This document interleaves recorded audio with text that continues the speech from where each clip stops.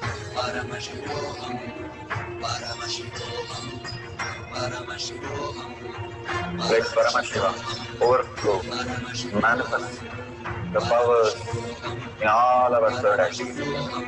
Om Jnananda Paramashivam. Om Jnananda Paramashivam. Om Jnananda Paramashivam. Om Jnananda Paramashivam. Om Jnananda Paramashivam.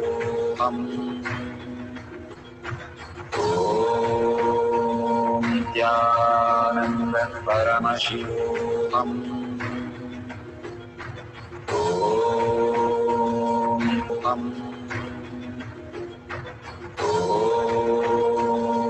Jnananda Paramashivam. Om Jnananda Paramashivam. Om Jnananda Paramashivam. Om Jnananda Paramashivam.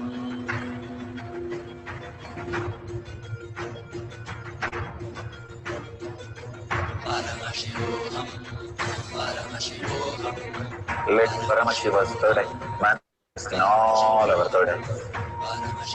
Let the Amrita pour. So beautiful. Whatever we have experienced, open your eyes and verify whatever prasada you have received. Verify authentically the answers for the questions that you have asked is correct. And if you've just given mathematical sum, you can use a calculator to verify the answers. Beautifully, there was a kid in one of the programs, Bhagwan's programs, and that kid was literally a calculator. And he was answering everything, whatever we asked and how many ever numbers we put, he was giving to the decimal and all the details. So we were very happy, and we want to put him on the stage so everybody could see how just by one program he could become a human calculator. Something opened in him. So we went to the stage and he started the whole ritual of setting everything, and then one person came to ask the question. And he said, I'm a principal, I would like to ask this question. The minute he said he's a principal, the boy lost all his confidence and he said, I will not answer him. And we were so confused as to why he will not answer. And then he said, I will only put my question, then answer only those questions. And then he wrote his questions and answered it correctly. But he was caught up in the root pattern of self-doubt, self-denial, self-hatred, even though he was so good. For past 20 days, he has done it so well. But the minute the principal word he heard, he just lost everything into the delusion. That is exactly how we are. Just one word, we lose all the confidence and who we are and get deluded again and again. And Bhagavan beautifully says that only can happen to again and again when you're seeking continuously as Paramashiva. You can avoid these things and detox your body completely. The parasites which are reacting and puts you into the again and again in delusion can be removed just by one herb that he can give you, and it will be removed. The greatest science, all the science is available for us.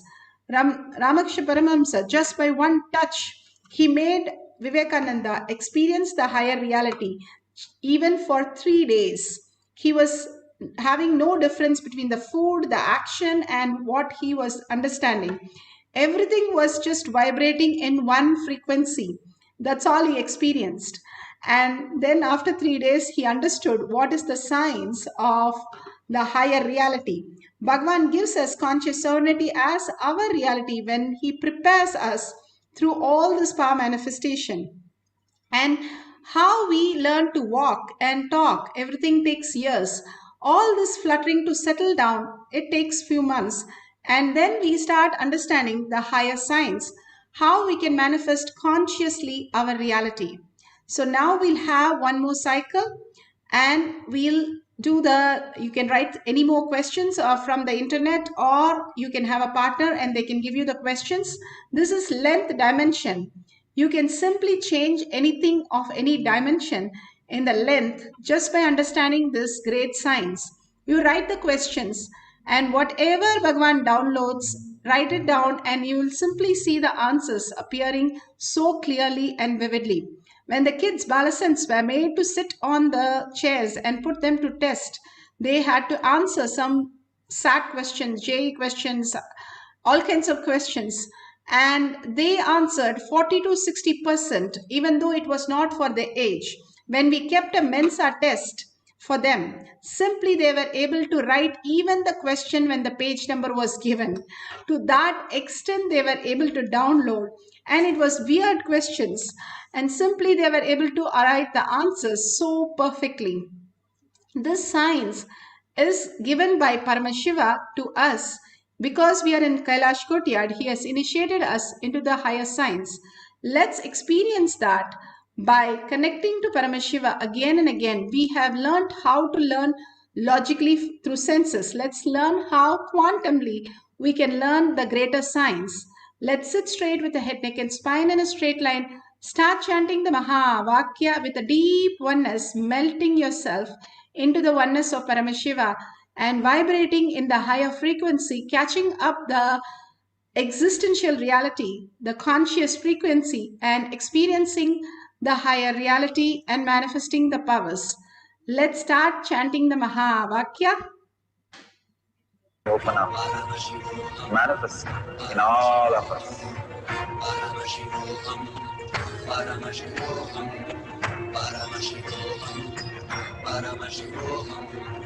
Let Paramashiva overflow, manifest the powers in all our third eye. Om Jnanam Om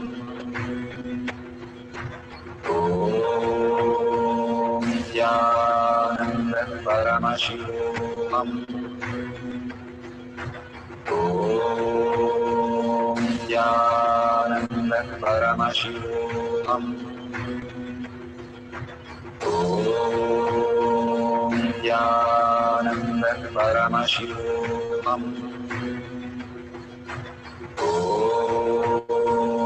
Jnanam Paramashivam Om Jnanam Paramashivam Om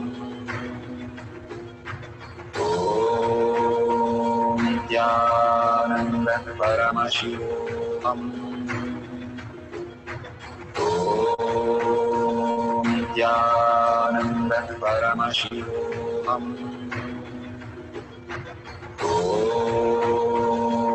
Jnanam Paramashivam Om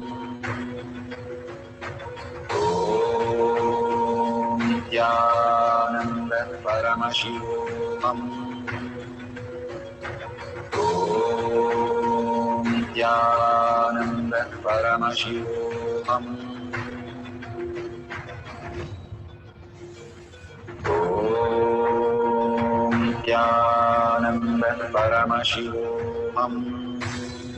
Om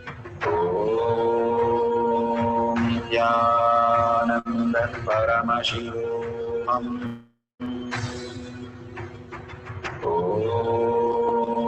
Jnanam Paramashivam Om Jnanam Paramashivam Om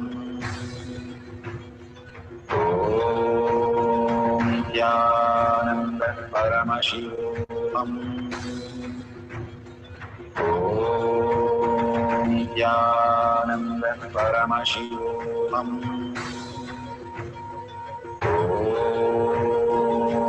Jnanam Paramashivam Om Jnanam Paramashivam Om Jnanam परमशिवोऽहम् ॐ नित्यानन्द परमशिवोऽहम्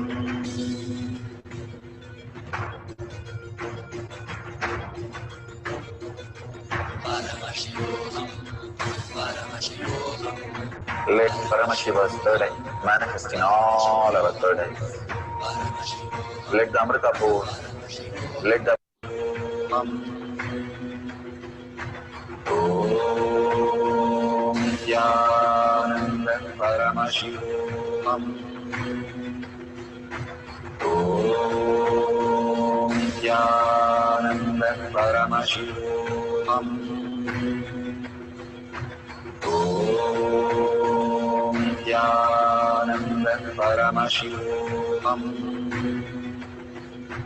Om Nityananda Paramashivam Om Nityananda Paramashivam Om Nityananda Paramashivam Om Nityananda Paramashivam. Beautiful. Please open your eyes, and whatever prasada you have received today, the conscious sovereignty as your reality, just melting in that beautiful space, please go ahead and share from that space itself. All that Bhagavan is showering on us, we have to make sure we are sharing those great signs to the world. Please share it in tinyurl.com/powermanifestation. Even a small eraser, we are not getting it free. But here, Bhagavan is giving the ultimate consciousness, conscious sovereignty as our reality. So much of peace, so much of happening in our life, healing, auspiciousness, abundance simply happens when we align to the higher reality. And please share your experiences, even in the outer world, how things have changed. You can share different things and thank Bhagavan for all that he is giving us. And if you have $1 of your unit of your currency, you can offer it in the $sign that you see it on the bottom. Please go ahead and contribute to Kailasha. All this great science is brought to you only by Kailasha, Bhagavan himself. So thanking him with a deep yearning to become Paramashiva itself and deep seeking for Paramashiva's space, and thanking Bhagavan with a deep gratitude that whatever he gives as our reality, and again making us manifest all these greater signs. Thanking each one of you, whoever is there, and manifesting these powers. So with that deep gratitude, let's end the session with the Purna Mantra. Om Purnamada Purnamidam Purna Purnamudashyate Purnasya Purnamataya Purnameva Vashishyate. Om Shanti Shanti Shanti. Hari Om Tat Sat Sarvam Bhagavate Sri Nityananda Paramashivam Paduka Arpanamastu. Om